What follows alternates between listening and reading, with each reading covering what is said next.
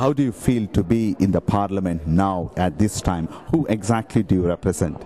Well, for me, it's a great privilege to be in Parliament.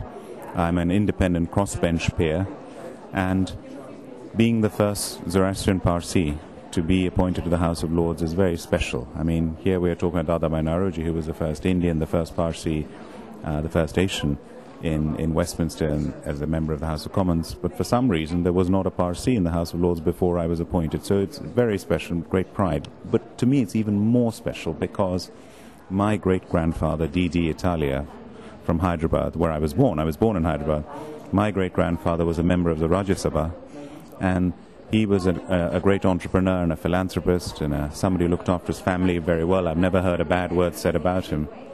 And he's somebody who inspired me a great deal from my childhood. And for him to have been in the upper house in India, and for me now to be in the upper house here in the UK, I've been so inspired by him, and it's very special. How do you feel to be born in Hyderabad and to be in the UK and become a member of Parliament? How the road has gone from nowhere to somewhere? Well, you know, from my times as the first school I ever went to was in Sikandrabad, Mrs. Roche's. I then attended the Hyderabad Public School, HBS as well. I went to university, to Osmania University, to the Indian Institute of Management and Commerce before I came here. So Hyderabad, to this day, in many ways has been my home city. It's where I was born. It's where my grandmother, my 92-year-old grandmother, still lives in Hyderabad. My relations, my uncles and aunts, and I love going back. And I love being in India. I love being in the UK. I feel equally at home in both countries.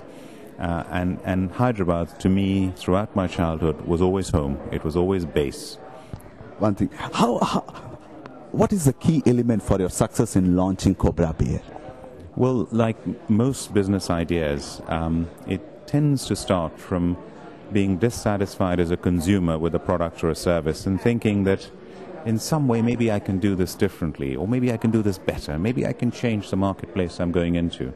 And I wanted to create my own beer that was different in some way, that would appeal to British ale drinkers, that would accompany all food, in particular Indian food. And I spotted a gap in the market, and a market in the gap. And I started with £20,000 of student loans to pay off and student debt to pay off, with no experience in the industry, with a partner of mine, Arjun Reddy from Hyderabad as well. And the two of us started with nothing.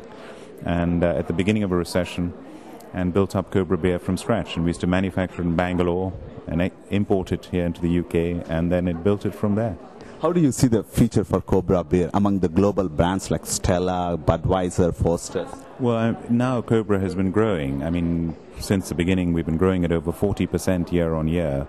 It's always been a fast growth company, and it's now a household name in the United Kingdom, and still growing very rapidly in the restaurants and the supermarkets and the pubs and the bars and the hotels. But actually, where our biggest growth and our biggest potential looking ahead for not just the next few years but for decades to come is India. We're now manufacturing in 4 locations in India, and the Indian beer market is growing ahead of the GDP growth rate, and more beer is becoming a lifestyle product as it is anywhere else in the world. And I see that India is actually going to be our biggest market by far looking ahead. And within a few years, it will overtake our sales here in the UK, and I'll be very happy. Thank you very much, Philip.